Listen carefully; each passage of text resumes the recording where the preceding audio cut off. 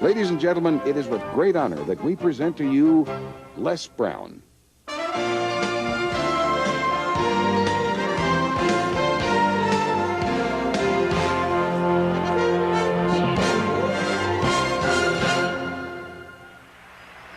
What I'd like for you to do right now, I want you to think about your dream, because I'm in a room full of dreamers. Think about your dream right now. I want you to think about it and envision it. Now, ladies and gentlemen, let me share something with you. I do not believe that any of us have dreams that were not given to us for the purpose of accomplishing those particular dreams. And I want to share something with you that has changed my life. I started out, as was indicated by Jack. It's very humble beginnings. I don't know what that dream is that you have. I don't care how far-fetched it might appear to be. I don't care how disappointing it might have been as you've been working toward that dream.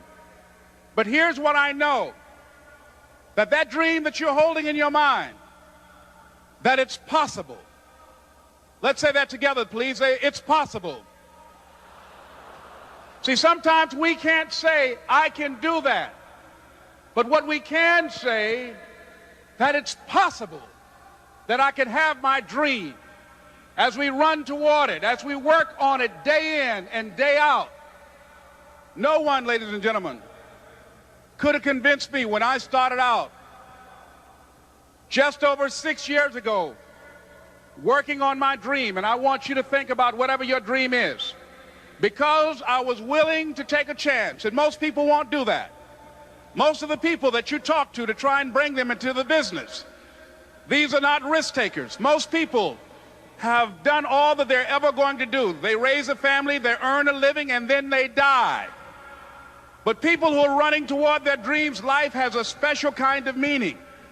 And here's what I will share with you, that in the process of working on your dreams, you are going to incur a lot of disappointment, a lot of failure, a lot of pain, a lot of setbacks, a lot of defeats. But in the process of doing that, you will discover some things about yourself that you don't know right now. What you will realize is that you have greatness within you. What you'll realize is that you're more powerful than you can ever begin to imagine. What you will realize is that you're greater than your circumstances, that you don't have to go through life being a victim. As Jack indicated, I was born in Miami, Florida, in an area called Liberty City, in an abandoned building on a hard linoleum floor with my twin brother. We were 6 weeks of age. We were adopted. When I was in 5th grade, I was identified as EMR, labeled educable, mentally retarded, put back from the 5th grade into the 4th grade, and stayed in that category until I got out of high school. I don't have any college training, but I met a high school teacher who one day changed my life. I was waiting on another student, and when he came in, he said to me, young man, go to the board and write what I'm about to tell you. And I said, I can't do that, sir. And he said, why not? I said, I'm not one of your students. He said, it doesn't matter, follow my directions now. I said, I can't do that, sir. He said, why not? I said, because I'm educable, mentally retarded. And he came from behind his desk and he looked at me. He said, don't ever say that again. Someone's opinion of you does not have to become your reality.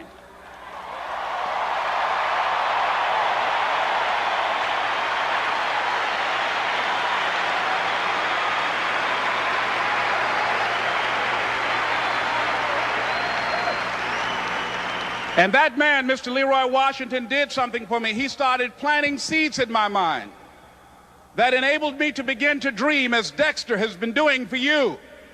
And ladies and gentlemen, I started working on my dream. And most people don't work on their dreams. Why? For many years I didn't. One is because of fear. The fear of failure. What if things don't work out? And the fear of success. What if they do and I can't handle it? The other thing is that most people, ladies and gentlemen, they get comfortable. They stop growing, they stop working on themselves, they stop stretching, they stop pushing themselves, and they end up becoming very cynical about life, and they throw in the towel on themselves, and on their families, and on their dreams. And the other thing is that most people don't feel worthy. What I'm doing now, I could have been doing years ago. But because I did not have a college education, because I didn't believe in myself, because I allowed other people's opinion of me to control my destiny, I didn't act on my ideas. So I applaud you for your dreaming, for your running toward your dream. I applaud you for believing in yourself, because that's what life is about, stretching and challenging, looking for ways that you can begin to improve yourself. And ladies and gentlemen, as a result of stretching out, of acting on my dream, and I don't know what that dream is for you, I can tell you that it's possible. No one could have convinced me that after just over 6 years, I will have my own book entitled Live Your Dreams. Just over 6 years, I will have 5 specials on public television. Just over 6 years, I've done motivational speaking for AT&T, Procter & Gamble, McDonald's Corporation, Xerox, IBM. Just over 6 years. I will now have my own talk show that will premiere on Monday, Labor Day. I'm saying to you, your dream is possible. Your dream is possible. But not only is it important that you believe and begin to know that it's possible for you to live your dream as you run toward it, but I've done something that I want to share with you called Choosing Your Future. In fact, I've developed a set of tapes talking about how to begin to create your own reality by choosing your future.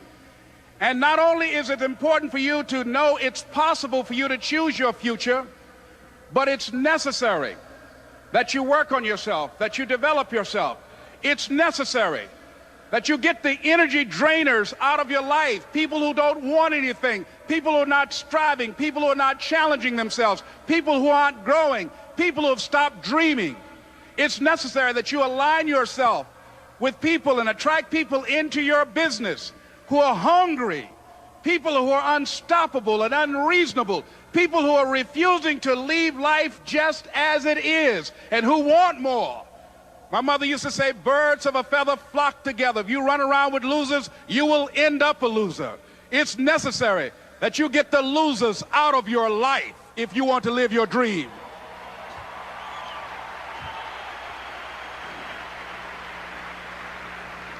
It's necessary to know that everybody won't see it, that everybody won't join you, that everybody won't have the vision. It's necessary to know that a lot of people like to complain, but they don't want to do anything about their situation, that you are an uncommon breed. You know, you have to know within yourself that I can do this. Even if no one else sees it for me, I must see it for myself. That's necessary. It's also, ladies and gentlemen, necessary that you be creative when you're working on your ideas, that you understand the importance of changing up, of readjusting your strategies. Many times we can have a great idea, but if you're not advancing it in the right way and things don't happen, you become discouraged and think the idea doesn't work. No, that's not true. It's necessary that we become creative. I remember when I was in New York walking down the street, and a guy approached me and said, "Hey, mister, can I shine your shoes?" And I said, "No, I'm in a hurry. I don't have time." I kept walking. Someone else said, "Hey, man, your shoes look clutty. May I shine your shoes?" I said, "No, I don't have time. I'm sorry, I'm busy." And I was walking fast, and many people solicited me for my business. And then finally, a young man stepped in front of me, and he said, "Excuse me." And he started counting, 97, 98, 99, 100. He said, "Sir?" I said, "Yes." He said, "Come here, please." I said, "What is it?" He said, "Today is my birthday.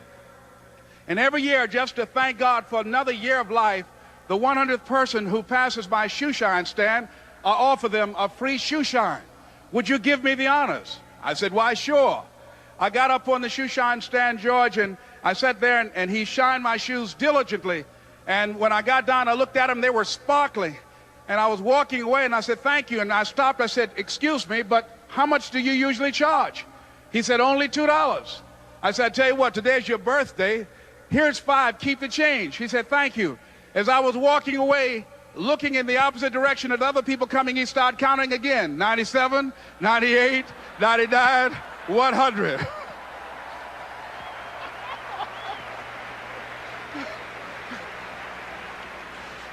It's necessary that you be flexible, that you are always thinking of how can I improve this better. This is a customer-driven economy. It's necessary for you to always explore various ways in which you can improve the quality of service that you're providing for the people in your organization. I remember something, a major company had talked about the extra value service they were providing for their customers. And the lady who had the news conference summarized it this way. She said, it's not our intention to satisfy our customers or to please our customers. Our intention is to amaze them. It's necessary, if you're going to compete today, that you look for ways to amaze your customers by being one of those individuals that keep your commitments, that keep your word, that's relentless. It's necessary as you work with the people that you bring into your organization, that they see that you are a good example of a person to work with because you model integrity and determination and ambition and truth and honesty and the way in which you conduct business. The next step is, that is you. That is you. That no one can do it for you but you. And even though you face disappointments, even though you will experience some setbacks, it goes with the territory. You must understand that. I remember I was playing a game with my 9-year-old son, John Leslie, and I beat him 10 straight games in a game called Connect 4. And finally, I said, John Leslie, I'm bored. I don't want to play you anymore. And I got up. I said, I'm ready to go to sleep now. And repeat after me, please. Let's say this together. It's not over until I win. John Leslie said, no, you can't go now, Dad. I said, why? He said, it's not over until I win. That was his attitude. We sat down and we played several other games. And finally, after the 11th game, John Leslie won, and he got up and he yawned. And he said, I'm ready to go to sleep now. And I'm saying to you, what if all of us took that attitude after we face a rejection and a no, or we have a meeting and no one shows up, or somebody say, you can count on me, and they don't come through?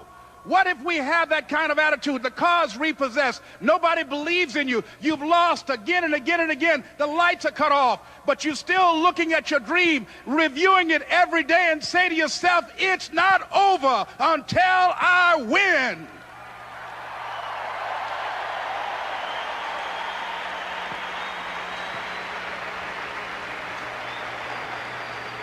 Life will yield to you. Now here's the next step. Repeat after me, please. It's possible. I can live my dream. It's necessary. I work on myself. Surround myself with winners. Become creative. It's me. I've got to make it happen. It's not over until I win.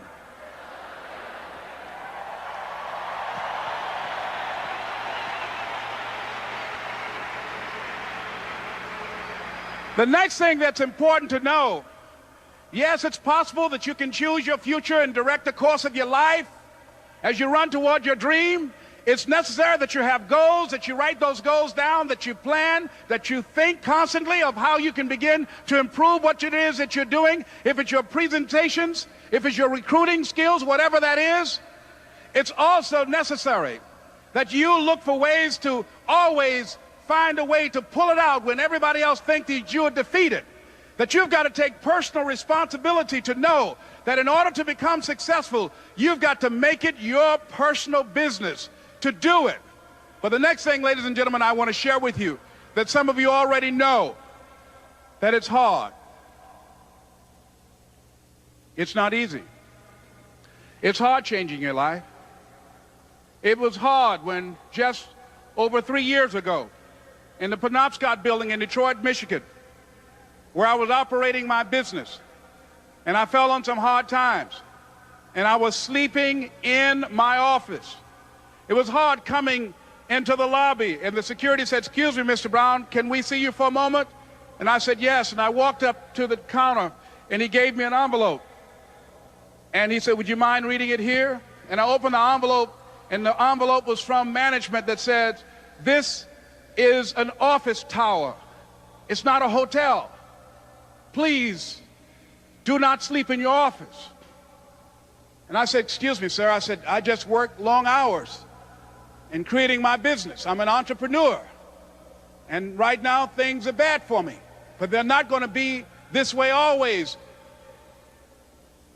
And I just asked for the opportunity to continue to operate like I'm doing. I'm not trying to make this my home. And it was hard coming through the lobby. And sometimes they would laugh. There's a guy talking about becoming successful. And look at him. He's bathing in the bathroom upstairs on the 21st floor. He sleeps on the floor. Him and two other dreamers up there. Look at him.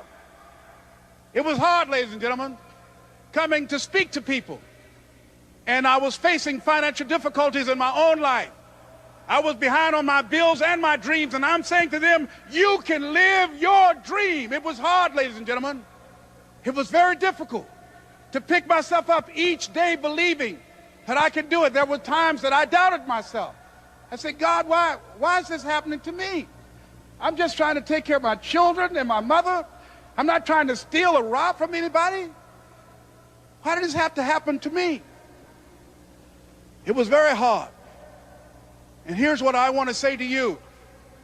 For those of you that have experienced some hardships, don't give up on your dream. No one could have convinced me by holding on, by continuing to push forward, by continuing to run toward my dream, that one day I would have my own talk show. It's a long shot, ladies and gentlemen, from Liberty City, an abandoned building on a floor, never knowing my mother or father. It's a long shot. Being here with you today in this dome in Atlanta, it's a long shot. No college training, labeled educable, mentally retarded, but I kept running toward my dream.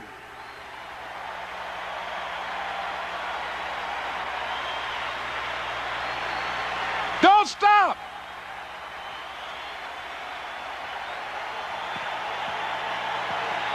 Don't stop.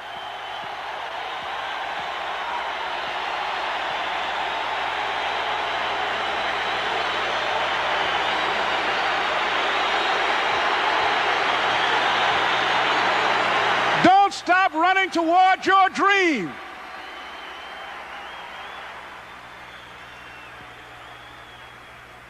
It's very important as you hold on to that dream. There are moments when you're going to doubt yourself. There are rough times that are going to come, but they have not come to stay. They have come to pass. It's very important for you to know that. Don't say I'm having a bad day. Say I'm having a character building day.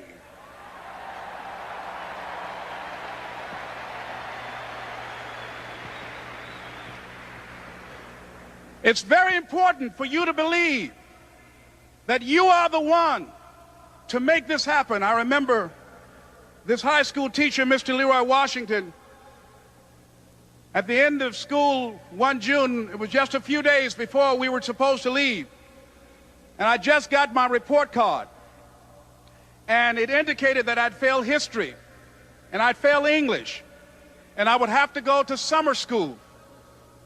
And I was feeling within myself that I was a failure, that I'm slower than most people in getting paperwork, and I was feeling down on myself and very negative.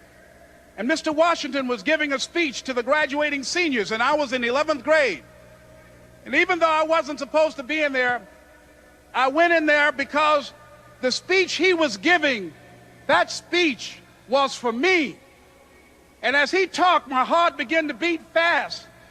Tears began to run down my eyes, and I was in the back just listening to him because he said, and he was a very dramatic man.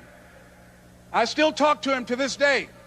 He said, as graduating seniors of Booker T. Washington High School, I want you to know that you're blessed and highly favored, and that as you go toward the future, begin to know that you have greatness within you.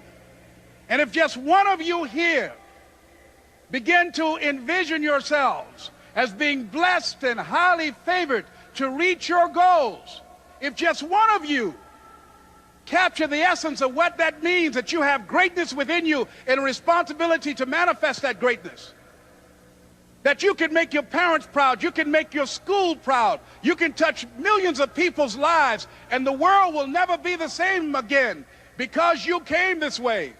And the students gave him a rousing standing ovation. And as he left the auditorium, I ran down the steps and I caught him in the parking lot. I said, "Mr. Washington?" He said, "Yes." I said, "Do you remember me, sir?" He said, "No." I said, "My name is Leslie Brown. My mother, she works in the cafeteria here. I'm one of the twins, Leslie and Wesley." I said, "Mr. Washington, but you know, I got these big dreams. You know, I like talking to people. I love people." I said, I want to work with people, and I got this dream of buying my mama a home. Could I do that, Mr. Washington?" He said, "It's possible, Mr. Brown." And as he walked away, I called him again. I said, "Mr. Washington?" He said, "What do you want now?" I said, "I'm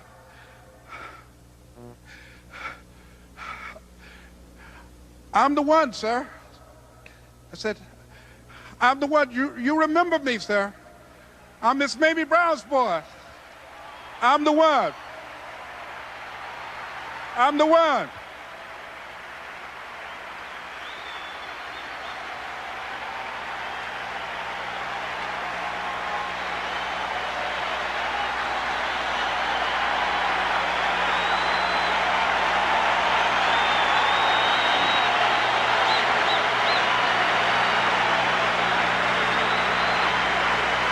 And you must feel that's why you're here, because you are the one. And I remember when PBS first played one of my specials called You Deserve, one Sunday afternoon in Miami, Florida. I had some friends call him to tell him to tune in. And he watched the program. He called me in Detroit, and I answered the phone. I said, "Hello?" He said, "May I speak to Les Brown, please?" I said, "Who's calling?" He said, "You know who this is." I said, "Oh, Mr. Washington, it's you." He said, "You were the one, weren't you?" I said, "Yes, sir." He said, "And you were so crazy." I said, "I know, but I'm rich now."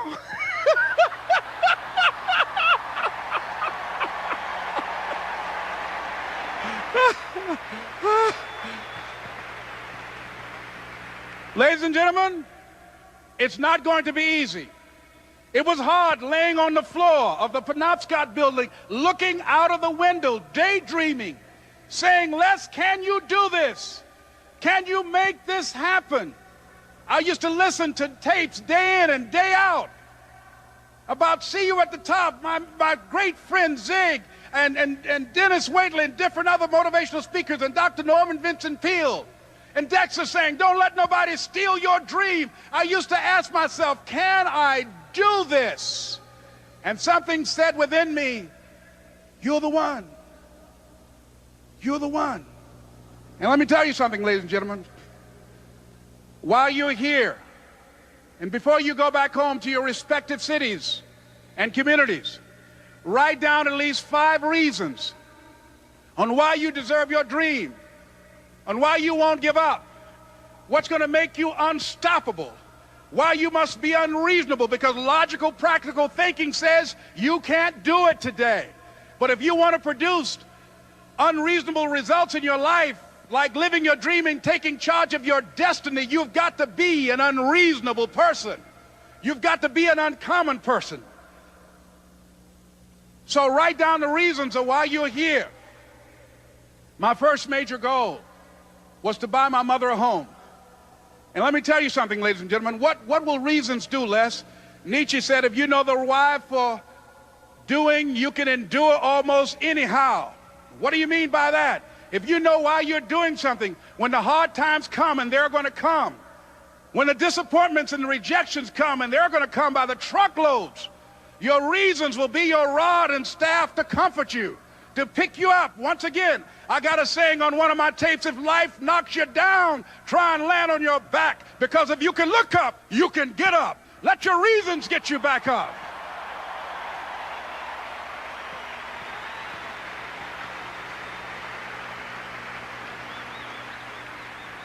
I remember when I bought the home for my mother, and she came out of the car. When I opened the door, I said, "Mom, I think I know these people in this house." That was my first major goal. And then I couldn't conceal it anymore. I said, Mom, I got this for you. And as she went from room to room, looking at the house and saying, thank you, Jesus. Thank you, Lord. No one ever could have convinced me that this could have happened to me. And she looked at me and she said, Leslie, and you caused me so much problems as a boy. You were always into stuff. She said, no one could have convinced me that day when I walked in that house and this lady was holding you and your brother. And she said, ma'am, I want you to promise me 2 things. And she said, what is it? She says, 1, promise me that you won't separate them. She said, I want them raised together. I want them to know each other. I got pregnant while my husband was away in the war, and I can't keep them. Promise me that you won't separate them. She said, I promise I won't. I've never had children. I promise I won't separate them. And she said, promise me that you'll never tell them about who I am, because if my husband ever found out, he would kill me. She said, I promise. And she said that she gave them to us, and she kind of cried, and she was walking out the door, and she looked at my adopted mother. She said, remember, don't you separate them. She said, I swear to God, I won't separate them. I'll keep them together. And she said, as I held y'all in my arms, I never had any children of my own. I didn't know how I was going to do it, but I knew with the help of God, I will do it. And ladies and gentlemen, my mother had a dream of having children and raising us. She didn't know how she was going to do it. You're going to be just like that. And some of you are already there. Well, you don't know how you're going to make this happen, but you just feel within yourself some way, somehow, with the help of God, I'm going to make it happen. Repeat after me, please. No matter how bad it is, or how bad it gets, I'm going to make it.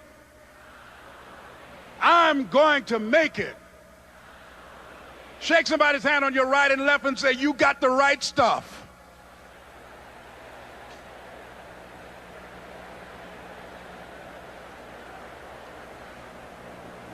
So yes, it's possible for you to live your dream. It's necessary that you associate with winners, that you work your system, that you are relentless, that you never give up. It's you. You've got to take personal responsibility. You've got to make it your personal business to make it happen. And you've got to resolve within yourself that I can do this, that it's hard, but you've got to say, I'm the one. I'm the one to make this happen. I'm the one to become successful in this business. As you work to help other people to become successful, that feeds your success. But you know it's going to be hard, but find out what will make it worth it for you. I told Mr. Washington I wanted to become a disc jockey. Someone asked me to tell this story. And he said, Les Brown, he said, if you want to do anything worthwhile in life, you've got to be hungry. And so I started working to develop myself. He said, I want you to practice every day being a disc jockey. I said, but I don't have any job now. He said, it doesn't matter. He said that it's better to be prepared for an opportunity and not have one than to have an opportunity and not be prepared. So every day I was working to develop myself. And that's what you must do. And as I was working to develop myself, I applied for a job as a disc jockey, WMBM on Miami Beach. I went to a guy named Milton Butterball. I said, how you doing, Mr. Butterball? I'd like to get a job as a disc jockey. He looked at me, he said, you have any broadcast background? I said, no, sir, I don't. You have any journalism background? I said, no, sir, I don't. He said, we don't have any jobs available. I said, yes, sir. I went back to Mr. Washington and I told him. He said, don't take it personally. He said, most people are so negative, they will have to say no 7 times before they say yes. He said, go back again. So I went back again. I said, how you doing, Mr. Butterball? My name is Les Brown. He said, I know what your name is. What do you want? I said, I'd like to know whether or not you have any jobs at disc jockey, sir. He said, didn't I just tell you yesterday we didn't have any jobs?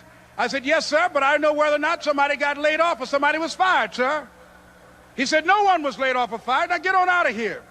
I came back the next day. Hello, Mr. Butterball. How are you? He said, fine. What do you want now? I said, I'd like to know whether or not you got any jobs, sir. didn't I tell you the last 2 days we didn't have any jobs?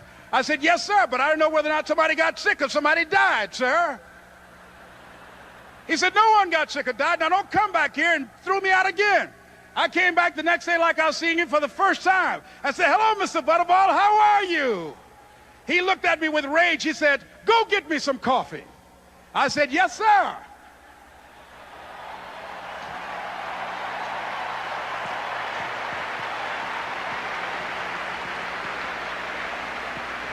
And I went to get him some coffee. After a while, I would get their lunch and dinner, and I would go in the control rooms and take the disc jockeys their food, and I would not leave until they would ask me to leave. Then they started trusting me to pick up entertainers that came to town. Entertainers like the Four Tops and the Temptations and Diana Ross and the Supremes. I would drive them all over Miami Beach in the disc jockeys' big long Cadillacs. I didn't have any driver's license, but I was driving like I had some.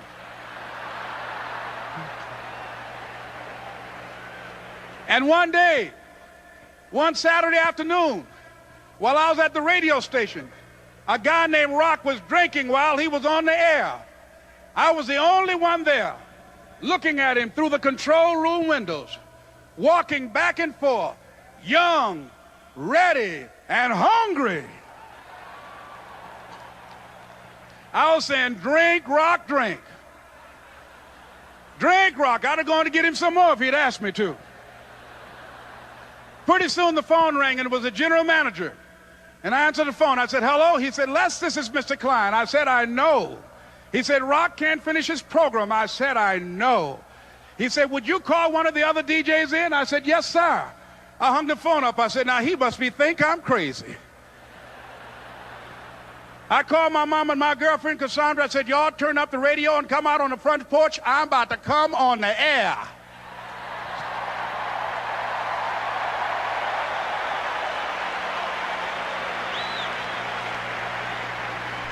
I waited for about 20 minutes, and I called him back. I said, Mr. Klein, I can't find nobody. He said, young boy, do you know how to work the controls? I said, yes, sir. He said, go in there and don't say nothing here. I said, yes, sir. I couldn't wait to get behind those controls. I put on an old Stevie Wonder record called Fingertips. I sat down behind that turntable. I said, look out, this is me, LB Triple P, Les Brown, your platter playing papa. There were none before me, and there will be none after me. Therefore, that makes me the one and only, young and single and love to mingle, certified, bona fide, indubitably qualified to bring you satisfaction, a whole lot of action. Look out, baby, I'm your love man. I was hungry. I was hungry. You got to be hungry.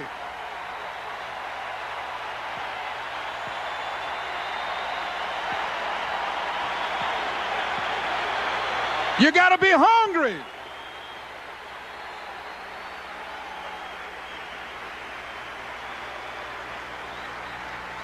So, ladies and gentlemen, if you want to make your dream become reality, the people that are running at their dreams know that it's possible that you can live your dream, that it's necessary, that you're relentless, that you have a plan of action, that you are creative. The people that are living their dream are finding winners to attach themselves to.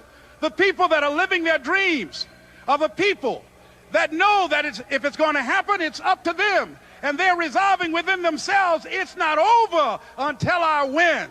The people that are running after their dream know they're going to have hard times. They keep on running because they're saying within themselves, I'm the one, no matter how bad it is or how bad it gets, I'm going to make it. The people that are running after their dreams are the people that are hungry. Shake somebody's hand on your right and left and say, you got to be hungry.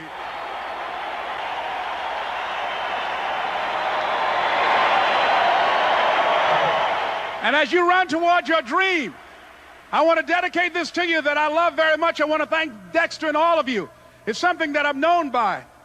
It's on our tapes called Choosing Your Future, and it says simply this, that if you want a thing bad enough to go out and fight for it, to work day and night for it, to give up your time, your peace, and your sleep for it, if all that you dream and scheme is about it, and life seems useless and worthless without it, And if you gladly sweat for it and fret for it and plan for it and lose all your terror of the opposition for it, and if you simply go after that thing that you want with all of your capacity, strength and sagacity, faith, hope, and confidence, and stern pertinacity, if neither cold poverty, famish, or gulf, sickness, or pain, or body and brain can keep you away from the thing that you want, if dogged and grim, you besiege and beset it, with the help of God, you'll get it. This is Mrs. Mamie Brown's baby boy, Leslie Calvin Brown, saying, it's been a plumb pleasing pleasure as well as a privilege. Thank you.